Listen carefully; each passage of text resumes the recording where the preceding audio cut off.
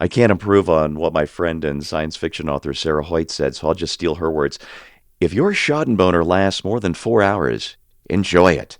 And that was her reaction to the New York Post headline, Inside Disney's Disastrous Year of Box Office Flops. Hey everybody, I'm Steve Green with Bill Whittle and Scott Ott. This is Right Angle, brought to you by the members of BillWhittle.com. And I'm speaking very gently today due to a sore throat. Gentlemen, we've talked about Disney before with the woke stuff. We've talked about the bad casting and all the rest. But it's really, there's just a lot of perspective here looking back at their box office year. Uh, eight eight movies, seven didn't do so well. Four of them were outright flops that cost the studio over $1 billion. Just those four. And let me give you this rundown here: Ant-Man 3, The Marvels, which was really Marvels 2, Indiana Jones 5, a live-action Little Mermaid reboot, a Haunted Mansion reboot. People were just begging for that, weren't they? Yeah, in August. Did that even come out? Right, go I don't figure. even remember that coming out. Oh, Yes. good. I have no idea. Not October, Pixar's maybe end of Elemental, October. Wish, which was a Pinocchio takeoff where the star is a character. And the one bright spot was Guardians of the Galaxy 3. And it's hard to go wrong with Chris, what's that, Pratt? I lose track of my Chris's sometimes. But he's just so personal, engaging. He got the raccoon and everything. Okay, that Right, one yeah. made money. All the rest were stinkers. Bill, I want to ask you about the Marvels, because everybody said, oh, this movie's going to be woke, it's going to stink. It turns out they removed all the woke stuff, and maybe that's why the movie's only 88 minutes long, which isn't much for one of these Marvel superhero movies. Could it be that woke isn't really Disney's problem? It's just that the movies kind of suck?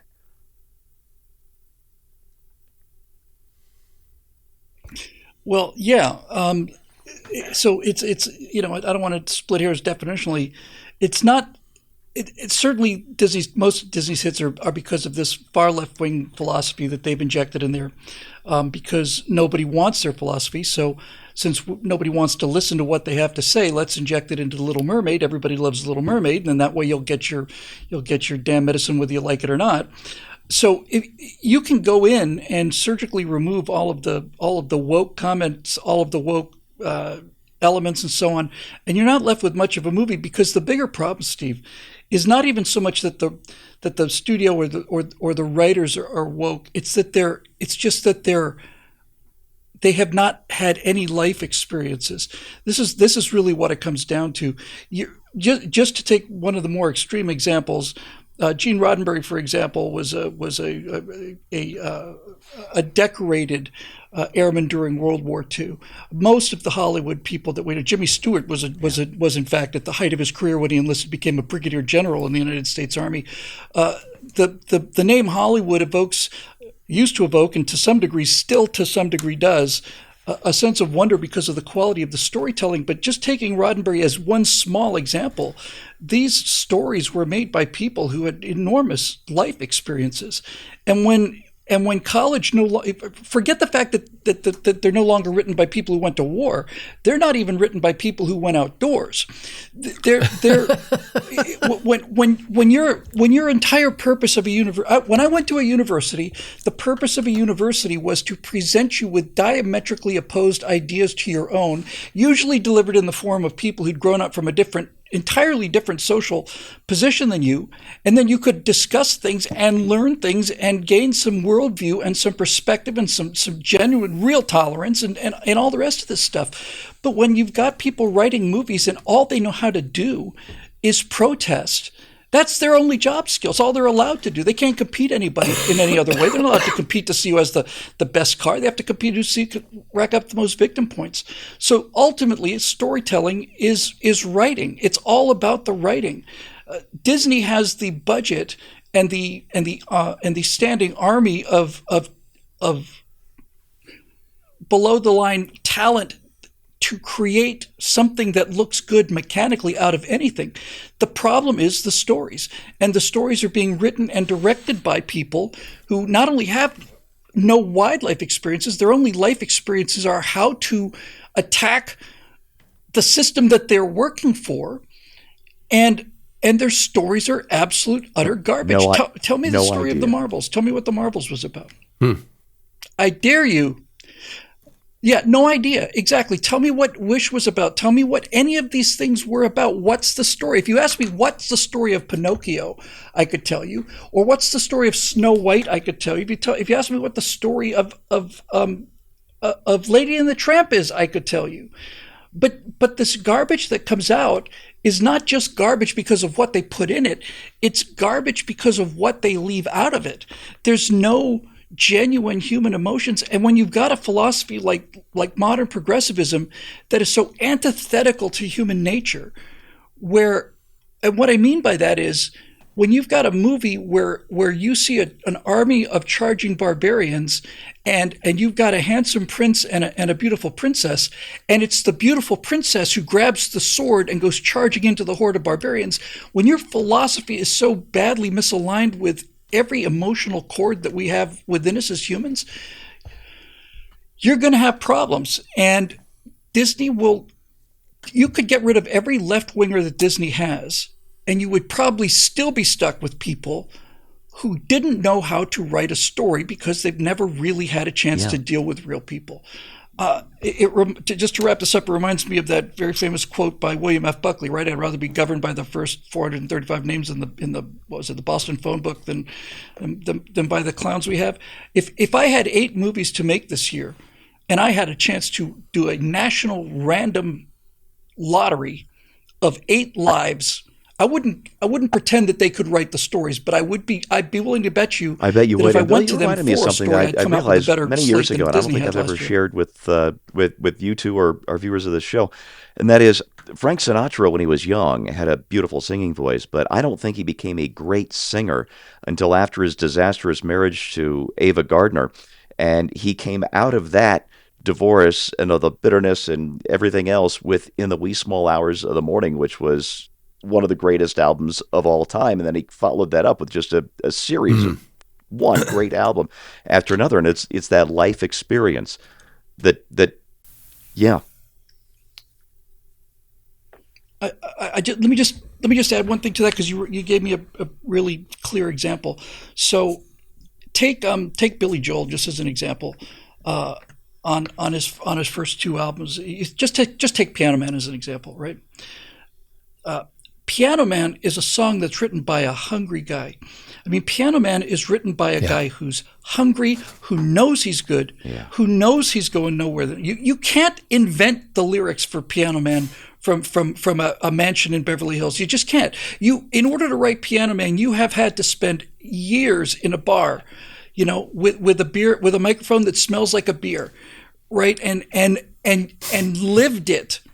And once Billy Joel marries Christy Brinkley, it's like I'm not expecting any more, gritty kind of, and I believe he was open enough to admit this. He's like, I wrote songs about being on the streets of New York, about being hungry, and that's what makes life interesting, and that's just a perfect example of what you're talking about, Steve. It's a tough thing to say, but great art and great artists are the product of yeah. I, intense I pain. can't I can't and think and of I one don't off the believe top I've of ever my seen head any either. And exceptions to that's that not rule. just the cloudiness I've got from the Mucinex, because it's a subject I've thought about a lot. That Frank Sinatra example is one that's been bubbling in my head for years and years. Scott, you said on several occasions just one of the sweetest things I've ever heard in my life, and that is you don't really care what movie you go see as long as you get to sit in the theater and hold your wife's hand. But what in this slate of sequels and reboots could possibly get you into the theater if it wasn't something that your wife wanted to go see with you?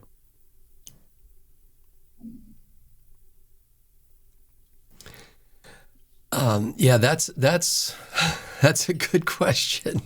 I will tell you though, I take no joy in this. I don't have any Schadenfreude moment when it comes to the failure of Disney to live up to the great That was one of the legacy greats. that was established in its early years. Yeah. I lament the fact that they've failed to do that. It saddens me. It's like seeing, Yeah, it's, you it's know, a the national, it's like a plane downfall crash or something. of baseball and Chevrolet. You know, it's like I don't want to see. I don't want to see the flag tarnished, and that's in a sense what I see when I see the Disney brand failing to live up to its great potential. I mean, to a certain extent, throughout the history of storytelling, all narrative is commentary. But it just seems to me that in recent years, so much of the storytelling we see is not only derivative, but can't kind of step beyond irony, and so it's almost like everything is a commentary Meta. on previous storytelling, not on actual life. It's like Bill said, where it's like these folks haven't had any real experiences upon which they could base real stories, and I think when storytelling is done effectively. Let me take Piano Man as an example. I mean, it's about a guy who plays piano for a living. Almost nobody does that. However, in that story, everybody can identify with something. And all of the characters in that story are in a place where they don't want to be and they never thought they would be and don't think they're going to be forever, but basically they probably will be. And there's this kind of aching that goes on in your heart to think, I could be more than this, but I'm not yet. I want to be a novelist. I want to be, I want to get out of this place. And the storyteller does a good job of capturing people's inner thoughts, the inner dialogue that's already going on within them, and tapping into their aspirations, rather than just lecturing them on how they need to change. And when you go to a movie that basically starts to lecture you on how you need to change, you feel that immediately. They've gone around to the other side of the table. They were sitting next to you, identifying with your struggle, with your pain, and then they go around to the other side and basically say, "Oh, here, you're somebody who needs help, and I'm going to tell you what you need to know." It was my disappointment, not that I was expecting to be surprised and delighted, but my disappointment with the Barbie movie is how they blew at a great opportunity to make a really entertaining movie, and they had all the ingredients to do so. And then they decided, you know what, heck with the movie, let's just do a lecture.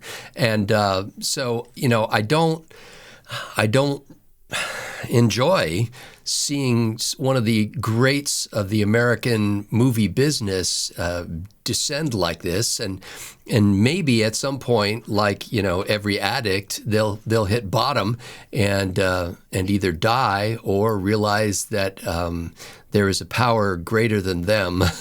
And that they have much to repent of, and that maybe there's a future if they will get back to their roots. Nothing more than to see Disney make a full recovery, because what a legacy! And we've already seen them recover once in the late '80s and throughout the '90s. It was a beautiful thing to see Disney's resurrection. I would like to see their re-resurrection, if that's a word. But about the storytelling, that's what really got me. I had no idea coming into this how I was going to close this segment. But I want to talk about this storytelling thing, because there's a difference between Ant-Man and Ant-Man 3, whatever they actually called that movie. I can't even remember now.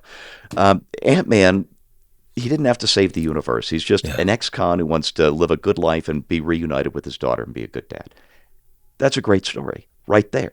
The suit, the shrinking, all that, that's the MacGuffin that gets you to the ending with the daughter. Because there's no great secret to telling a good story. Right. Just give us likable characters that we can relate to and put them through hell. That's it. And we've entered this thing that I call escalating stakes syndrome. Everything has to be about saving the world or saving the universe. And I feel like Mr. Incredible sometimes going into these movies, where at the beginning during those built-in outtakes of The Incredibles, where Mr. Incredible says, I'd get tired of saving the world. Sometimes I just like it to stay saved for a while. And as a movie viewer, I feel the exact same way. And I noticed this, it's been almost 20 years ago now with 24, the Kiefer Sutherland TV series, which the first season, it was great. Jack Bauer just had to stop the bad guys from breaking the other bad guy out of jail. That was it. Stop the prison break. And in between, there was a lot of hell he had to go through. And I won't give you any spoilers in case you've never seen 24. But it was a small human story that everybody could relate to. Season 2, nuke goes off in Los Angeles. Season 3, biological warfare. It's going to kill everybody. It's like, no, dial it back. Give us a human story. And if Disney can get back to telling us human stories, which, by the way, they've been doing with elves and fairies and talking puppets, telling us human stories, That's how you resurrect Disney. And that's your right angle on that, brought to you by the members of BillWhittle.com. Thanks so much for watching, and we'll see you next time.